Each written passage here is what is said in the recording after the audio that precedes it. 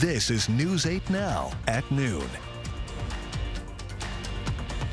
Good afternoon. Thank you for watching News 8 Now. I'm Sophia Pullman. 6 people are in custody in connection to an investigation into human remains found at a Jackson County residence.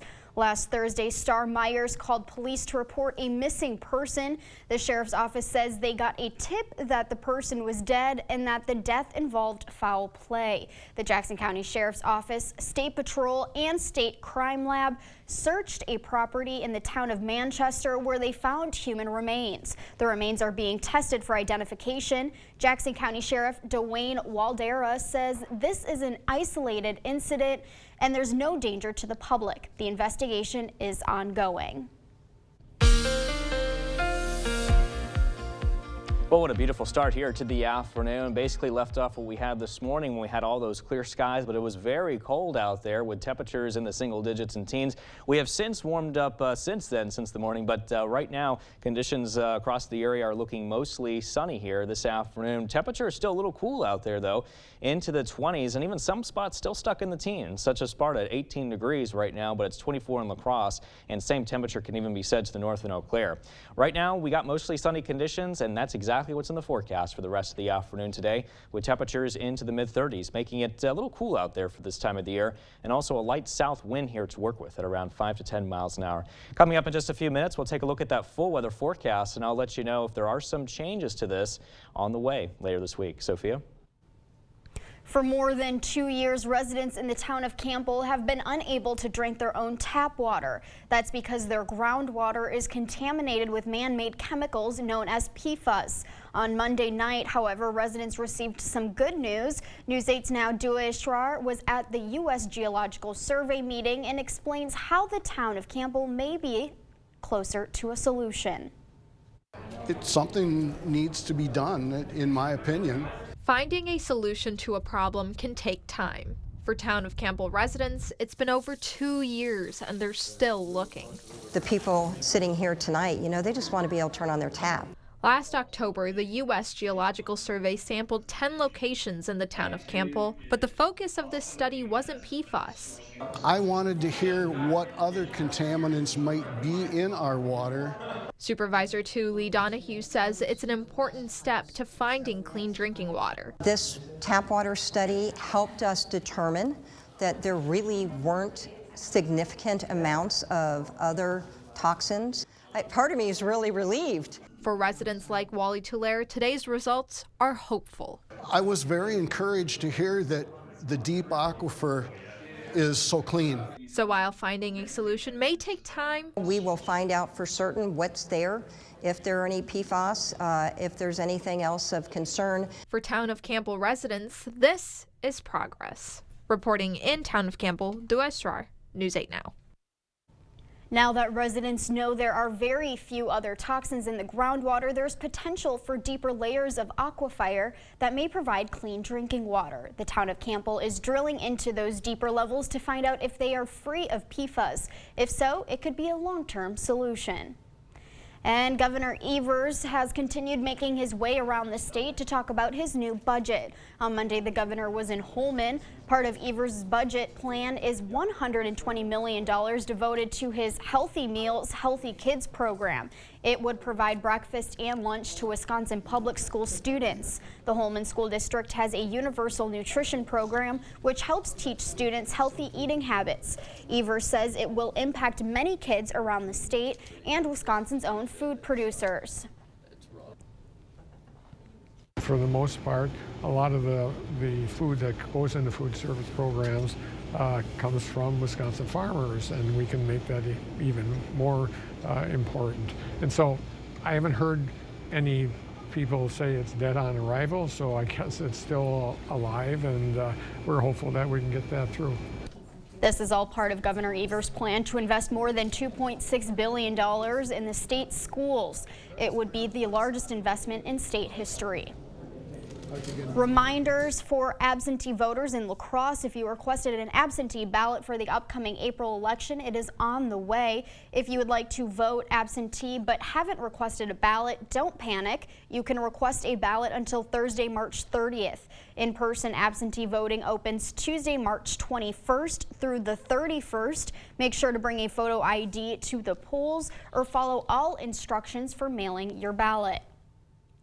The city of La Crosse is making changes to downtown parking ramps beginning on April 3rd. Parking during the weekdays will cost $1 per hour from 6 a.m. to 6 in the evening. There is no cost for parking on weekdays from 6 p.m. to 6 a.m. Parking is free on weekends. These rates only apply to the ramps on Pine Street, Main Street, Market Square, and the La Crosse Center ramp. The Riverside ramp will remain free of charge at all times.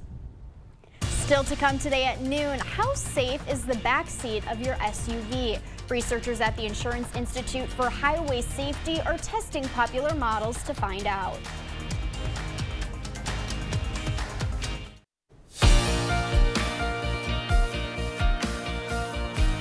Safety experts are putting mid-size SUVs to the test to see how those vehicles protect passengers in the back seat. CBS's Christian Benvadez reports.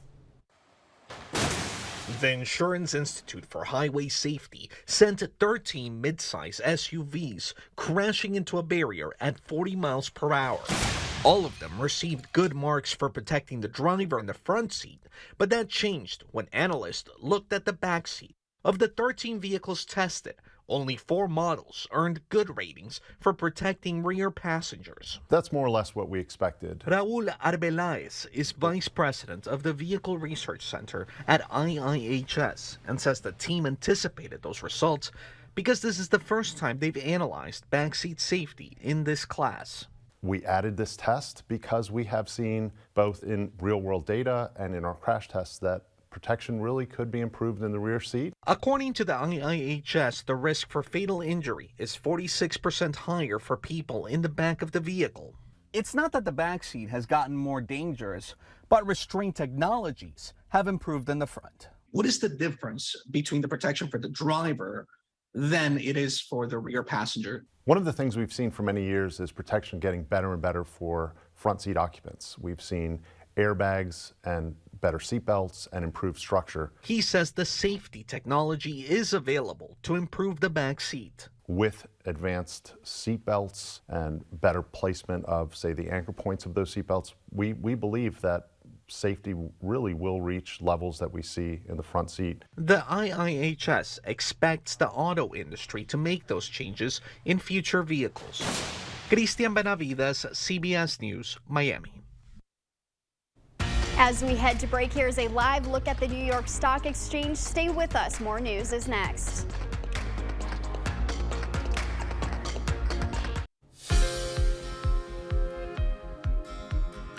The link between shut-eye and a shot in the arm and the largest increase in child mortality rates in decades. CBS's Skylar Henry has some of the day's top health stories. Child and adolescent death rates rose 20% between 2019 and 2021, the largest jump in at least 50 years, according to an editorial in the Journal of the American Medical Association. That's despite decades of progress against childhood diseases. Driving the spike, deaths from homicide, suicide, accidental drug overdoses, and car accidents. If you roll up your sleeve, you may want to turn down the bed. A study in Current Biology found more sleep could help your body respond better to vaccination. Researchers found people who slept fewer than 6 hours per night produced significantly fewer antibodies than those who clocked 7 or more hours of shut-eye. And a diet rich in plant-based foods and healthy fats may be good for your brain. British researchers found that people who ate a Mediterranean-like diet had up to 23% lower risk for dementia than those who did not. Those are some of the day's top health stories. Skylar Henry, CBS News, Washington. Here's a live look through City Cam 8. Derek is in next with our forecast.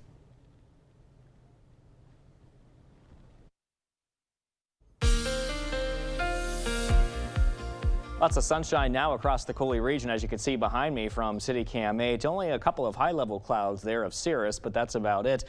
Current conditions now in La Crosse, 24 degrees. Visibility 10 miles, as you can see there from City Cam. Nice and calm wind to work with as well, so no wind chill concerns here.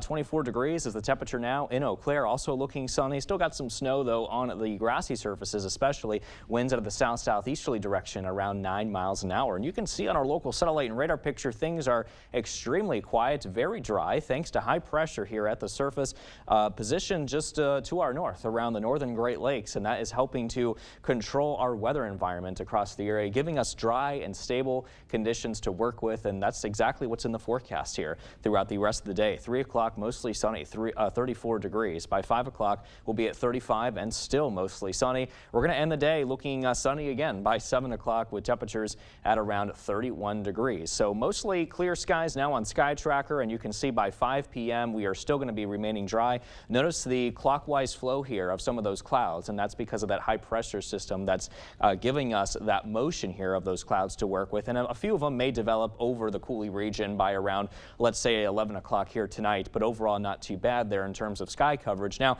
we will expect some increasing clouds, though, by Wednesday morning. And in fact, you can see late Wednesday morning into the afternoon, we're going to be completely cloudy, overcast that is, as we are expecting a storm system to move in and also give us some good chances of rain here starting early Wednesday here, or Wednesday night I should say.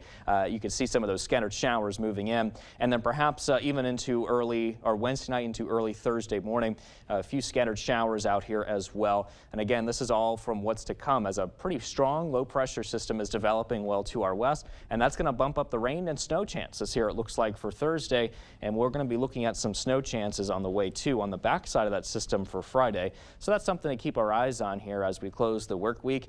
As we head into Saturday, we're going to be looking at mainly cloudy skies, much sunnier, I should say, as we head into Sunday, and some cloudier skies move in again as we head into early next week, Monday and Tuesday. That first official day of spring is going to be cloudy, unfortunately, Sophia, with temperatures at 44 there. Very cloudy, yeah. Kind of depressing. I know, but at least we have today, right? Yes. We have Sunday, which is kind of ironic, Sunday, right? I know, How it matches up with Sunday, yeah. So I think when we have that first official day of spring, at least our temperatures will be seasonable, which is nice. I know, I'm going to have to go out today and go sunbathing. Definitely, go for it. Thanks, Derek. When we come back, a community donation to help feed growing kids. We'll show you what the La Crosse YMCA did with $28,000 after the break.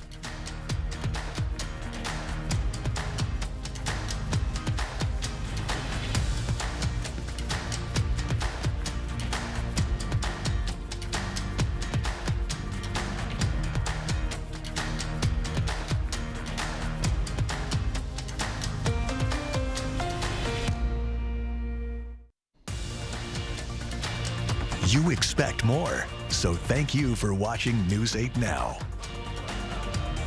At La Crosse's YMCA, feeding the community just got fresher. The Y cut the ribbon on its brand new walk-in cooler on Monday thanks to the donation from the Rotary Lights. News 8 Now's Emily Hagen was there and explains how this new addition is helping the food program do more. Good food feeds the soul. And for growing kids, a balanced diet is essential. Making sure that they have full bellies so they can reach their full potential. Food Program Director Courtney Kramalis says La Crosse's YMCA served the community over 200,000 healthy snacks and meals last year alone.